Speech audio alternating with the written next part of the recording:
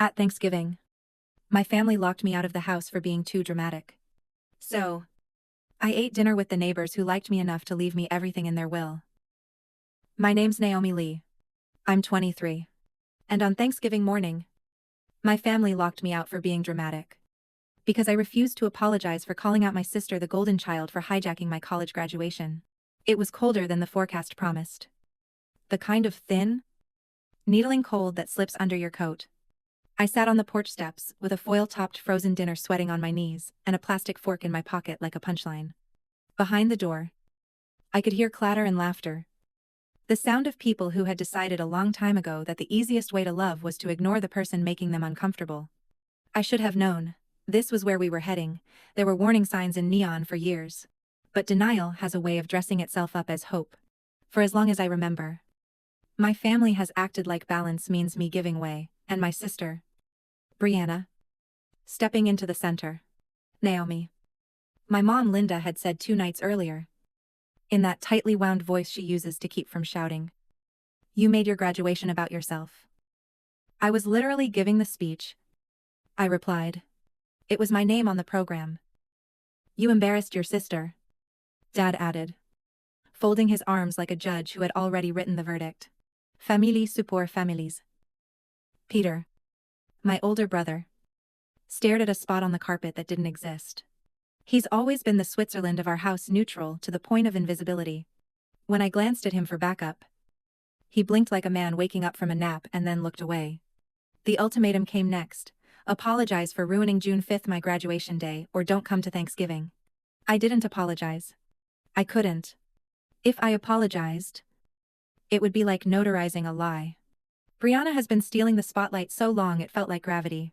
When I got my first job on March 12th, we went to Bistro Nova, my treat. Because I was so proud to finally be paying. The bill was $182.34 before tip. I remember the exact number because I took a picture of the receipt and sent it to my college group chat with the caption, First adult flex. 10 minutes after the entrees arrived, Brianna cleared her throat, lifted her water glass, and said, I have an announcement.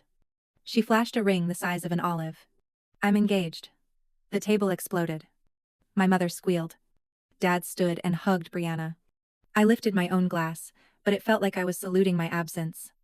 Later that night, when I said, couldn't it have waited one day, Mom said. Don't be petty. Joy isn't a finite resource. Then, in late September, after I'd worked double shifts and saved every coupon I could find, I put $7.800 down on a used hatchback gray. Dent on the passenger door. But Mina, I texted the family, come out front, I want to show you something, as I turned the key and the engine purred. Brianna pulled up with a new boyfriend I'd never met. He climbed out. Tall and grinny. Holding a bouquet for my mom. Surprise, she sang. Within minutes, everyone was inside. Passing around coffee. Asking the boyfriend where he grew up. What he majored in. How he liked our town. I stood by the curb with the car door open. Windswept sales paperwork fluttering on the seat like a disappointed bird. When I went in, Mom said, we'll look later. Sweetheart. Be gracious. Later never came. And then there was June 5th. The day with the stage and the maroon gowns and the gummy sweetness of cheap mints in my pocket. I'd been chosen to give the student speech. 2 minutes in. While I was telling a story about my freshman roommate and a broken laundry machine, Brianna stood up near the aisle, hand pressed to her stomach, and shouted, quick announcement, I'm going to be a mom. People clapped because graduation audiences clap at anything. I froze. The microphone hissed. For a half second, the dean looked at me like, well, I finished my speech.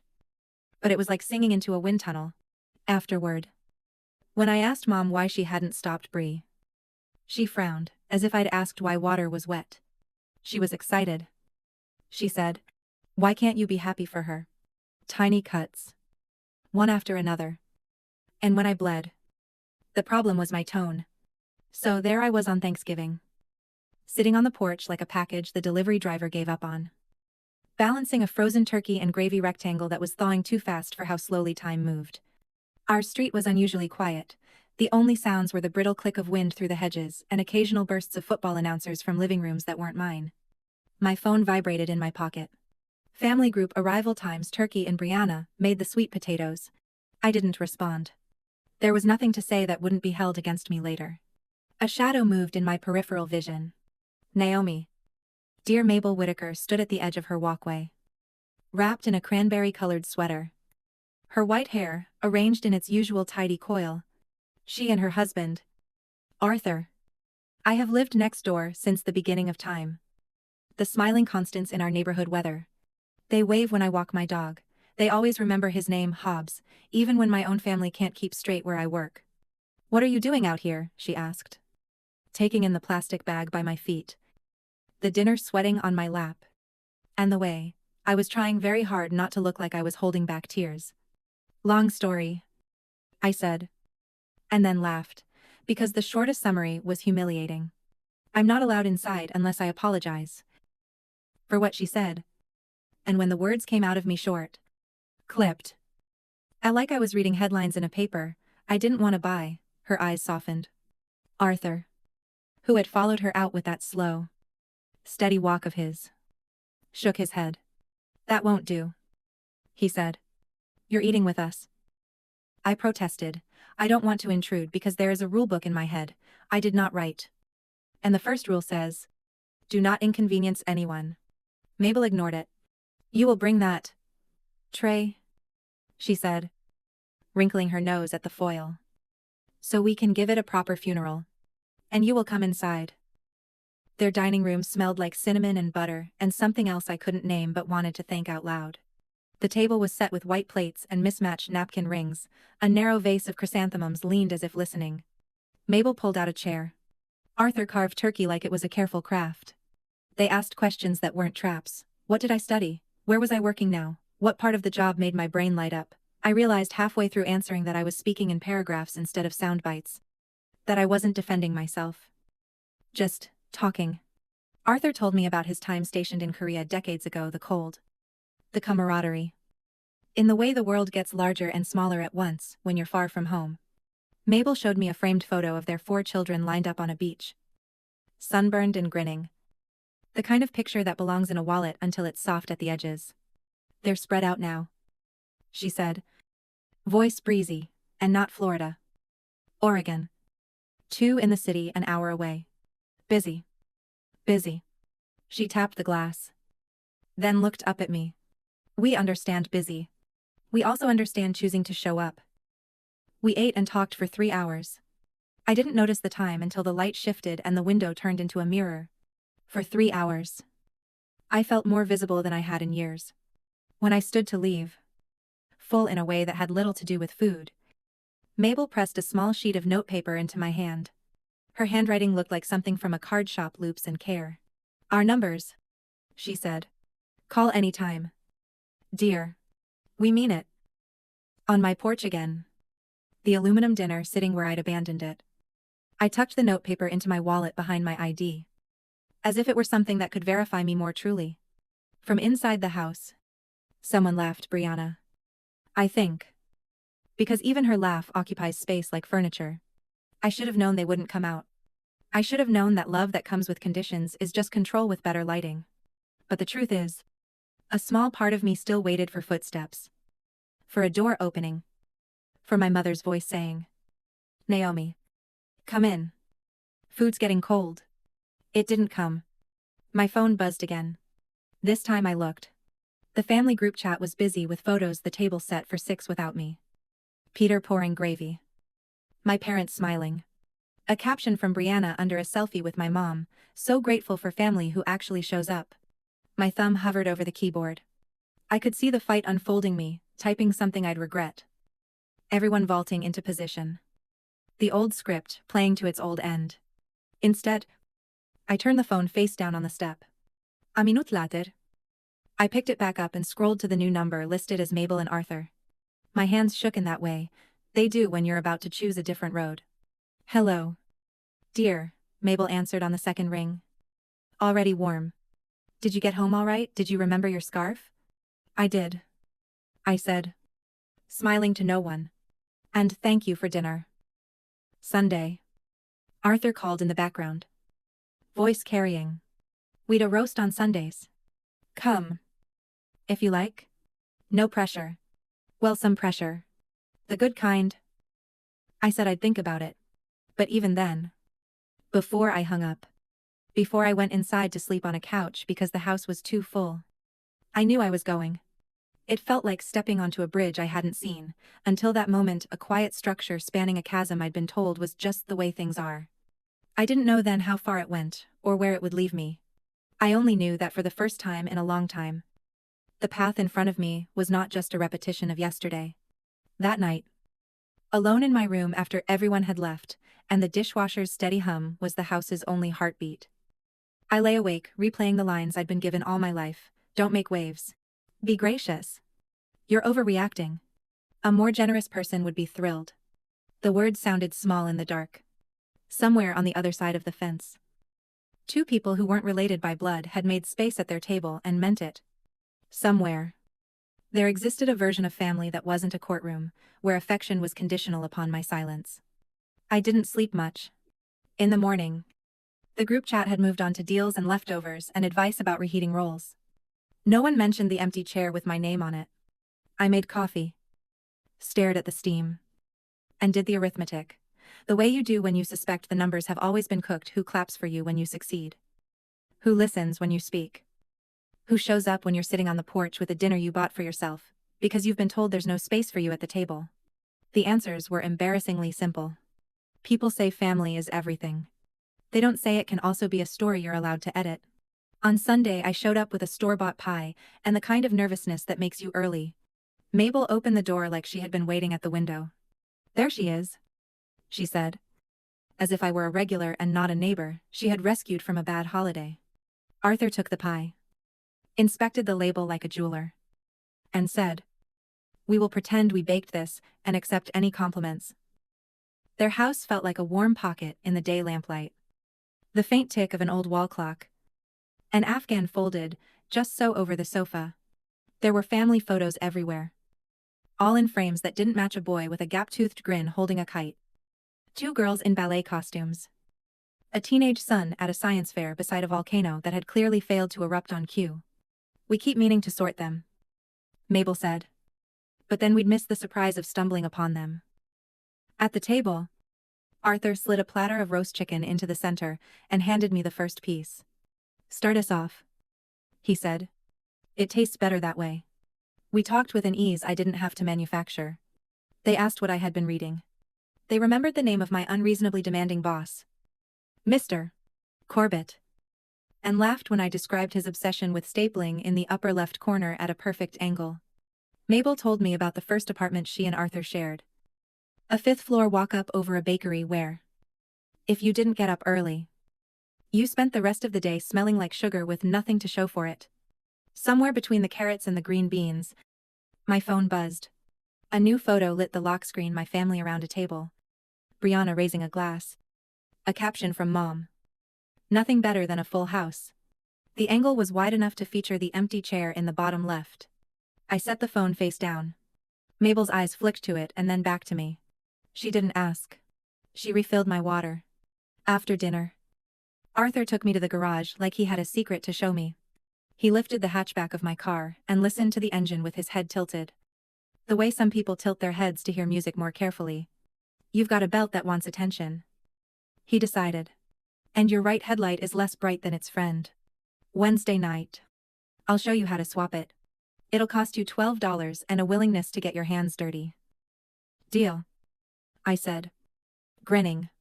The idea that someone would teach me something useful just because gave me a rush that felt out of proportion to headlights. Before I left, Mabel wrote "every Sunday at 5" on an index card and stuck it to my pie tin with a piece of tape. "Only if you want," she said. "But we would like to be something you can count on."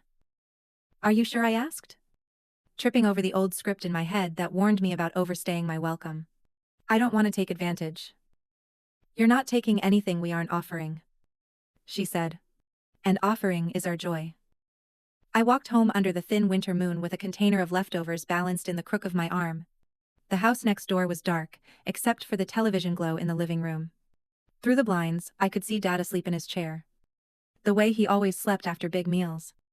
Mouth open. Hands folded. My key turned easily in our lock. No one looked up when I came in. In the kitchen, a foil pan of potatoes sat abandoned beside the sink.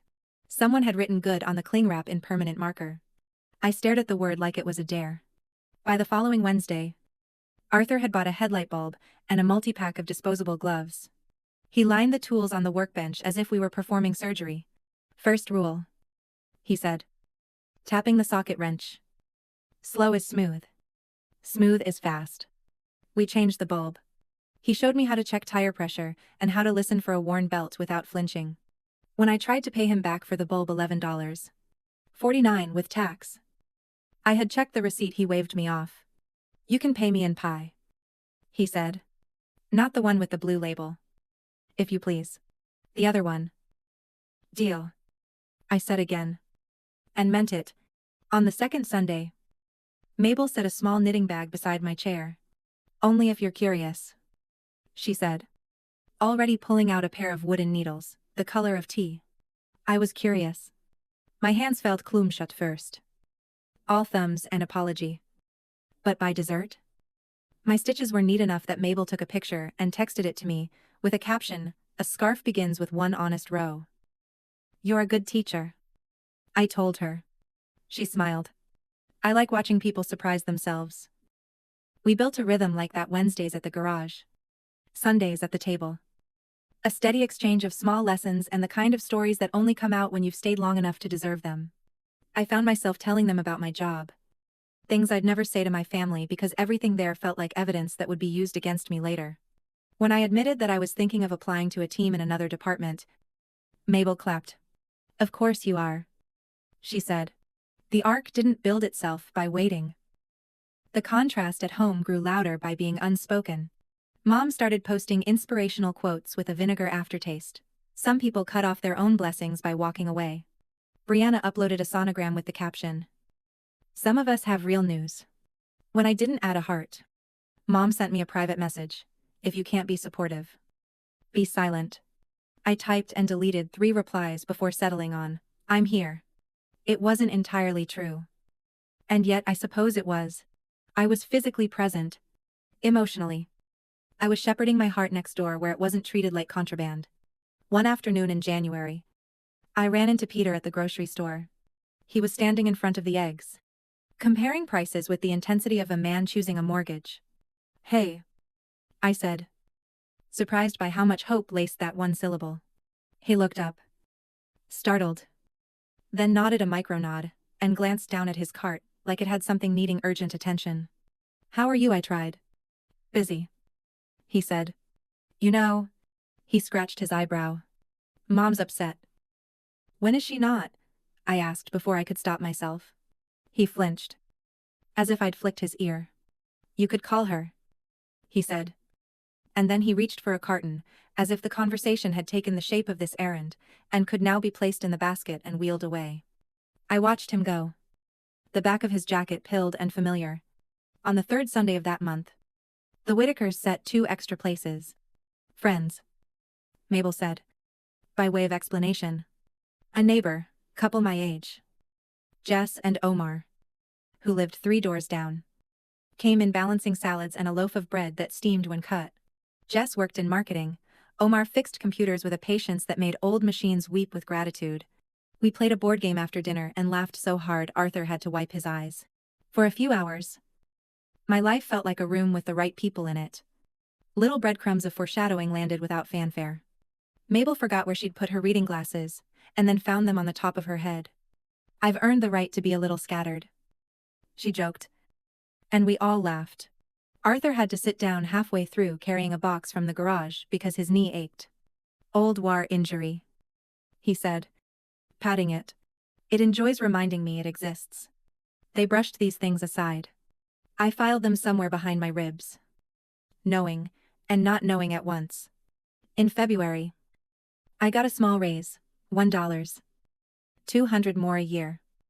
Which meant I could exhale a little. When I told Mabel and Arthur, they clapped as if the mayor had handed me a key to the city. Arthur reached under the table and brought out a cheap bottle of sparkling cider. "We keep one on hand for emergencies," he said. We poured mismatched glasses and toasted. "To every step," Mabel said. "Even the ones other people pretend not to notice." That same week, Mom texted me a link to a registry with a note. "If you're going to be petty, at least be useful." I stared at the list crib. Stroller. 20 different sleep sacks and closed the window. Then I scrolled back to a photo Mabel had sent of the scarf I was knitting. Now a respectable 3 feet long. Slate blue and steady. I focused on the next row. The thing about knitting is you can't rush it. The fabric grows because you show up. On a windy Saturday, I helped Arthur rake the yard. He told me again about Korea. This time, about a friend who could carve a chess, set out of soap. How they'd play on the lid of a crate between shifts. He taught me to wait. Arthur said, leaning on the rake handle. Sometimes the smart move looks like doing nothing. But it's just patience getting a turn. He looked toward their house. The curtains gapped just enough to see Mabel inside. Reading on the sofa. "Patience is our family talent," he added. Then chuckled. "Well, that and starting projects we have no business finishing." On another Sunday, I brought over a casserole and found Mabel fussing with a stack of folders on the hall table. The top one was labeled in her neat script house wills. Insurance. Taxes. She slid it into a drawer when she saw me. "You'd think after all these years we'd have fewer papers," she said lightly. "But they breed when you turn off the lights." She changed the subject before I could ask who their lawyer was. The moment passed, but the label stuck in my mind like a thread caught on a nail. The more I sat at their table, the more I understood that love, real love, is a habit laid down in hundreds of minor choices. Who listens without planning a rebuttal? Who shows up without keeping score? Who remembers that your boss's name is Mr. Corbett and asks about that project with the spreadsheets that make your eyes cross? Who sends you home with leftovers and a reminder to text when you get in? Who answers the phone on a Tuesday when you're crying in your car because the copier jammed and your manager asked if maybe this role isn't the best fit? On those nights? Mabel said, "Come over for tea." And Arthur said, "Bring the copier. I'll talk to it." And I laughed through the tears because I knew he meant it as medicine. At home, the silence developed barbs. Mom unfriended me after I failed to react to a post about a nursery theme. Dad started signing his texts, "Dad," as if he were a colleague. Brianna sent a single line. "You've changed?" I typed, "Maybe I finally haven't." But I didn't send it. Pater didn't text at all. I told myself grown siblings go through dry spells. But the quiet felt like a verdict engraved on stone. One night, after taking out the trash, I saw Arthur in his driveway, looking up at a sky that had shrugged off the city's glow and remembered how to be dark. "You ever feel," he asked, hands in his pockets, "like the right people find each other on purpose?" "I hope so," I said. "Well," he said, "I choose to believe it." And that, I realized, I was another habit of love, choosing a belief that makes room for other people to breathe. If you had told me then where that belief would lead, papers signed, hospital rooms, in the heavy quiet of waiting, I would have said I wasn't qualified. But you don't get certified in the things that matter. You practice. You arrive. You hold the end of the scarf you started and keep knitting. Even when the pattern gets harder. Even when others stand at a distance and call it foolish. And somewhere in all that showing up, the future you couldn't imagine begins to recognize you as its owner. By March, the rhythm had a heartbeat of its own. Wednesdays in the garage. Sundays at 5. Texts on the in-between days that said things like, "How did the meeting go?" or "Bring milk if you're swinging by." It sounds small. But when you've lived on measured affection, ordinary kindness lands like a miracle. Work turned into a thicket. Mr. Corbett started copying 2 extra managers on every email to me, as if witnesses made instructions smarter. One Friday he stood by my desk and said, "If you can't get the quarterly deck to under 20 slides, maybe this role isn't the best fit." I stayed late, cut slides until the story was brittle, and walked home with that hollow feeling you get when you've made something worse to make someone else comfortable. I told Mabel and Arthur the next night, expecting the usual chin-up talk. Instead, Arthur asked practical questions. What is the story you're trying to tell? What do they need to decide from it? He sketched a flow on a yellow pad, 5 boxes. Arrows. A loop back to the start, if a question wasn't answered. Try this, he said. On Monday. I did. Mr. Corbett grunted and said. This is closer. It felt like winning a small case in a court that never announces verdicts. There were other small cases. In early April, my car started making a chirp when I accelerated. Arthur listened. Eyes narrowed. Then smiled. Serpentina belt, he said. $50 for the part. 90 if we let a shop do it. We'll do it here. We ordered the belt $48. 19, with tax, and on Wednesday he taught me to thread it through a path that looked like a riddle. Lefty-loosey. Righty-tighty, he said. Then added. And patience beats strength. We finished with grease on our knuckles and a satisfaction no spreadsheet could quantify. The closer we grew, the more I noticed Mabel's tiny misfires. She'd misplace the sugar and then find it in the freezer. She'd tell the story about their first apartment twice in one evening, catching herself halfway through with a little "oh" that tried to laugh and didn't quite. The first time she messed up my name, calling me Nina instead of Naomi. She clasped her hands in front of her mouth. I'm sorry, dear, she whispered, as if she'd committed something grave. I told her it was fine and meant it, but the apology hung between us like a curtain. Arthur, watching from the sink, slid into the next sentence without missing a beat. Nina was our daughter's friend in 8th grade, he said, as if he'd been planning to mention it anyway. She used to borrow our ladder to hang fairy lights on the porch. The story moved on. Later, when I asked him quietly, is she okay, he said. We're all doing our best. Some days are more best than others. The hospital crept into our story by way of a routine checkup that wasn't. In mid-April, Mabel's doctor adjusted her medication and suggested a neurology referral. Just to be thorough, he'd said. Too cheerful. The copay was $40. The parking garage chewed another $9. I kept the receipt because I've learned that proofs, even tiny ones, help you feel less like you're making things up. I sat in the waiting room with a magazine I didn't read while Arthur filled out forms, printing Mabel's birth year carefully, as if the numbers were glass. When the nurse called her name, Mabel squeezed my hand. Stay? She said. If you want. I did. In the exam room, the fluorescent lights were unkind. The neurologist, Dr. Shaw, was kind in a way that didn't try to sell us anything. He asked Mabel to remember 3 words. Draw a clock. Subtract by 7s. She joked through the first 2 and got tangled in the third. Math and I have never been friends, she said. Light but thinner. Arthur watched like a man shielding someone with his entire body while sitting still. On the way home, Mabel asked if we could stop for ice cream. If I have to memorize anything else, she said, I want to do it with a spoon in my hand. We ate cones in the car with the windows cracked. The napkins stuck to our palms. The test results took 2 weeks. In that gap, life pretended to be normal Sunday roasts. The ticking clock. Arthur's knee complaining about stairs. I started coming on Wednesdays even when there wasn't a car thing. Bringing groceries and a list, so we wouldn't forget the list. We put labels on a few drawers. Just enough to make the kitchen less like a maze. Not because you can't, I told Mabel when she frowned at the label that said TEA. Because you shouldn't have to think about it when you're tired. She patted the counter as if thanking it for cooperating. My own family continued their silent campaign. Mom unfollowed me after I didn't react to Brianna's video tour of the nursery sage green. A wall decal of a forest that looked like a phone wallpaper. Dad texted me a photo of the crib with solid as a rock. Dad. Peter's last message was a thumbs up to a meme I sent in February. When I ran into him on a walk and asked if we could get coffee sometime, he said, things are busy, Naomi. The way someone says, it's raining. As if you're both standing outside and feeling it. I stopped asking.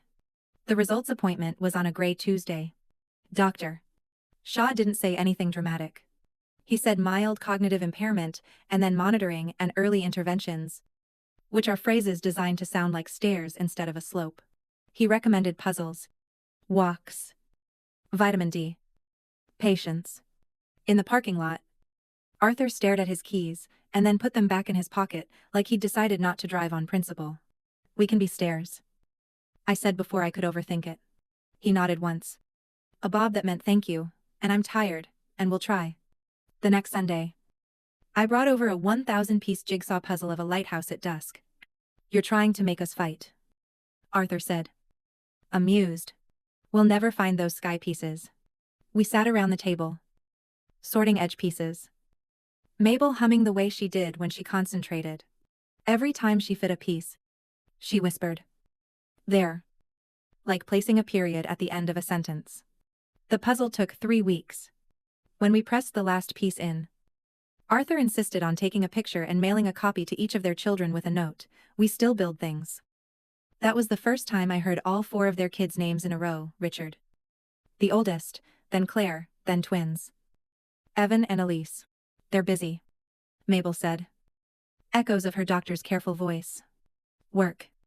The grandkids. They call," Arthur added. "They text." He didn't say. "They visit." And the absence of that word sat quietly between us. I didn't ask when they'd last been over. I didn't want to turn their children into a test I was eager to score. April blurred into May. On Wednesdays we added grocery runs to the garage ritual. I wrote lists in big letters. Mabel pushed the cart and narrated our progress like a game show host. Apples for health. Bread for toast. Tea for afternoons when Naomi comes over, and we pretend the world is sensible. Once she put 2 boxes of pasta in the cart and, when I pointed it out, she laughed. "Some mistakes are blessings," she said. "Pasta is one of them." At checkout, Arthur would argue with me about paying. We compromised by keeping a peanut butter jar labeled "shared things" near the fridge. We dropped in receipts and a few bills and a sticky note, once that said "This isn't about money," because sometimes you have to spell out the obvious so you don't trip over it later. My work life got marginally better, and then worse.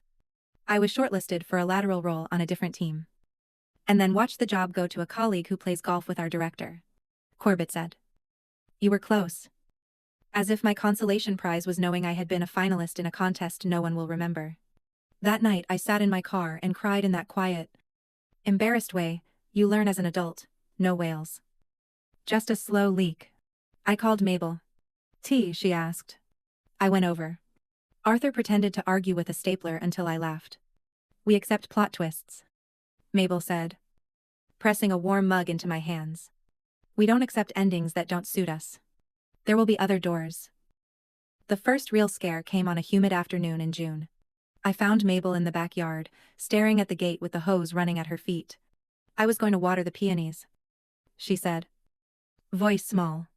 The hose had carved a little river in the grass. "You were," I said, turning off the tap. "We can do it together." We watered the plants slowly. Like an apology. Inside, Arthur had already laid out 2 towels and a dry pair of socks for Mabel. He didn't make a big deal of it. He made sandwiches. After lunch, he pulled me aside. "You can't always be here," he said. The words heavy with, "Thank you."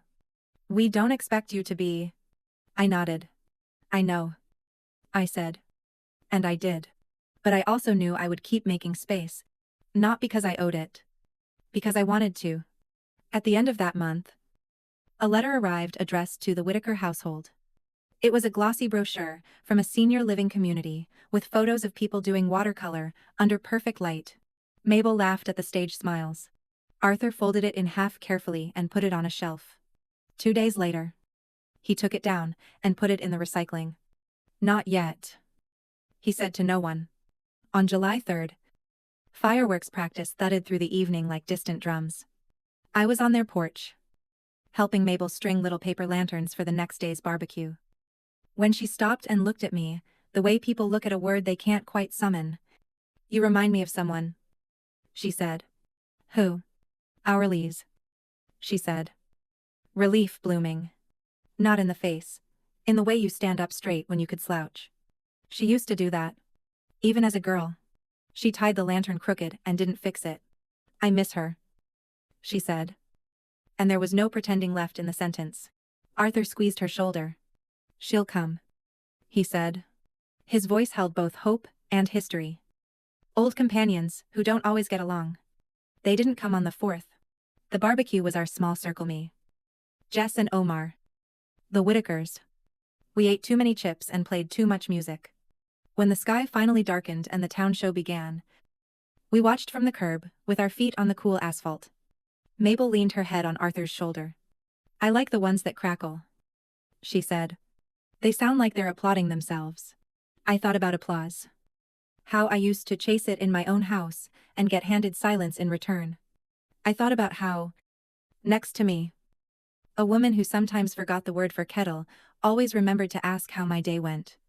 We slipped from neighbors to family without saying it aloud: shared keys, shared dinners, shared lists. As Mabel's memory wobbled and Arthur's body slowed, I added errands, rides, and reminders, until helping felt like joining a daily team. Then their 4 adult children arrived with crisp schedules and cooler eyes. Richard tried to pay me off. Mabel corrected him: "She is ours."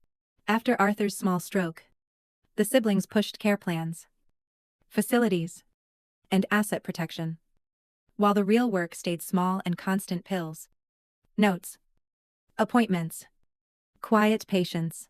Emergencies multiplied, motives sharpened. At hospice, Arthur died first. Then Mabel faded.